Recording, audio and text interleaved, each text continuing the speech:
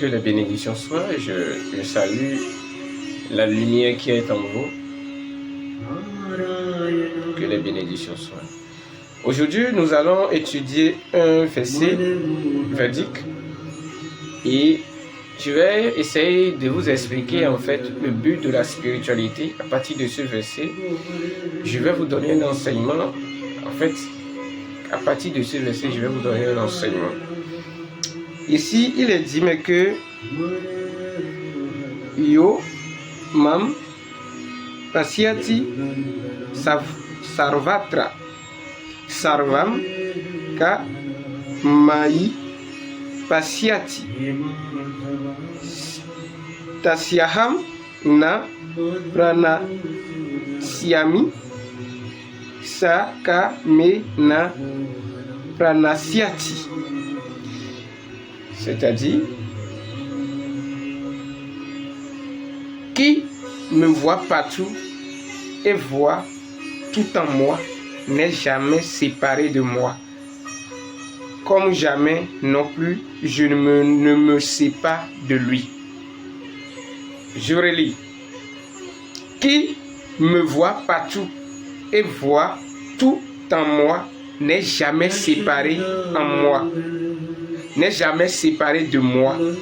Comme jamais non plus, je ne me sépare de lui.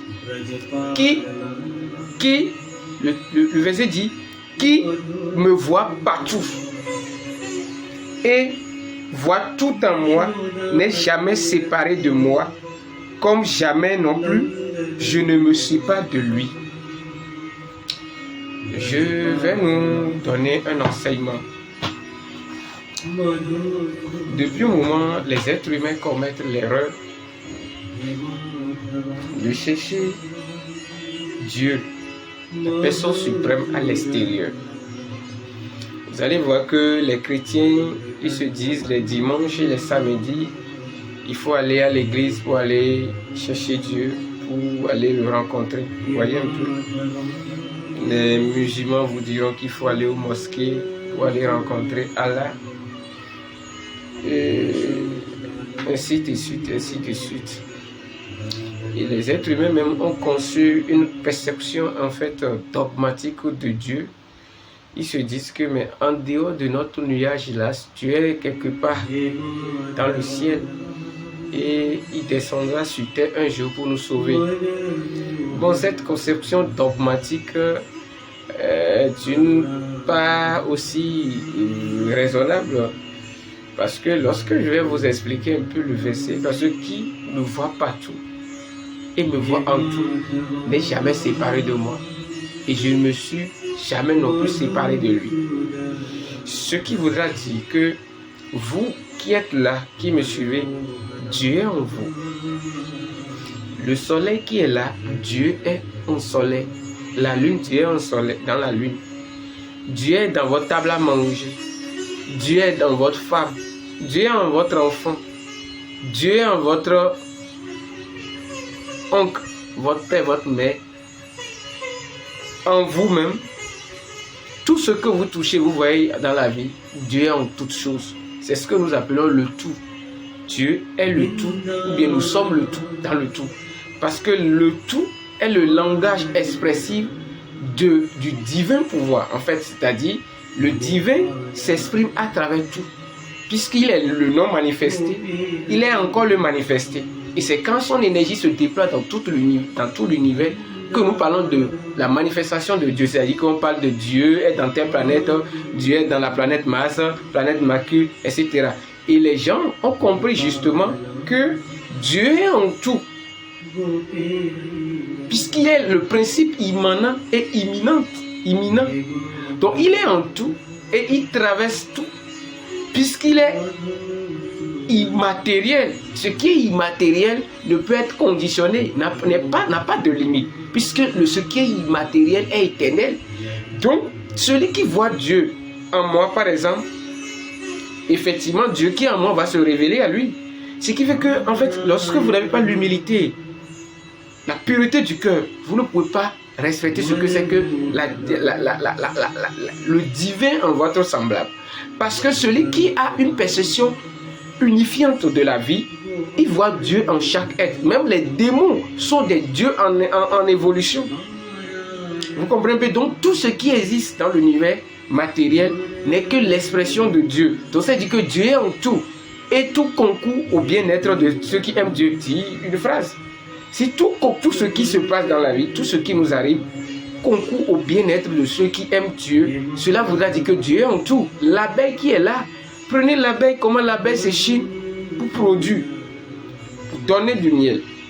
Mais nous, on n'a pas, si on était à la place de l'abeille, on allait dire mais nous ne pouvons pas travailler sans en jouir de nos labeurs. Mais l'abeille ne jouit pas en fait des fruits de son labeur. C'est ça en fait on appelle l'action désintéressée. Lorsque vous posez des actions et vous attendez en même temps à avoir les résultats juste pour jouir des résultats, vous allez toujours souffrir. Donc tous ceux qui justement parfois face à certaines situations de la vie, ils se demandent Dieu tu es où et moi je vis ça. C'est parce qu'ils ont une mentalité, un mental séparé de Dieu. Parce que le verset dit que celui qui me voit en tout, celui qui me voit en tout et qui me voit en lui, je ne suis jamais séparé de lui. Donc ça voudra dire que même si vous êtes devant des difficultés sentimentales, matérielles et professionnelles, etc., et que vous savez que Dieu est autour de vous, et même la situation que vous rencontrez, c'est l'une des manifestations de Dieu pour vous aider à vous élever spirituellement, je vous assure que la situation ne va pas affecter votre vie, ni votre mental. Et rapidement, vous allez trouver des solutions spirituelles à la situation. Mais du moment où vous croyez que c'est parce que vous avez des problèmes que Dieu est loin de vous, effectivement, Dieu sera toujours loin de vous. Ce qui fait que les gens ont créé l'espace à Dieu. On dit Dieu est au ciel. Pour adorer Dieu, il est au ciel. Non, alors que Dieu est en vous. Dieu est en tout ce qui vous entoure. Il suffit juste de prendre conscience de cela que vous-même vous êtes Dieu pour comprendre le langage expressif de Dieu. Donc Dieu, il est en nous. Il est partout. Même dans la mouche, il y a Dieu. Les moustiques, il y a Dieu. Tout est expression de Dieu. Puisqu'il est l'énergie manifestée, quand il se manifeste, il se déploie en fait dans l'univers matériel. Et c'est ce que nous appelons l'action, les émotions, le mouvement. Donc c'est ça en fait. Et c'est dans ce mouvement, il y a la loi de causalité. C'est-à-dire que action, réaction. Vous voyez un peu?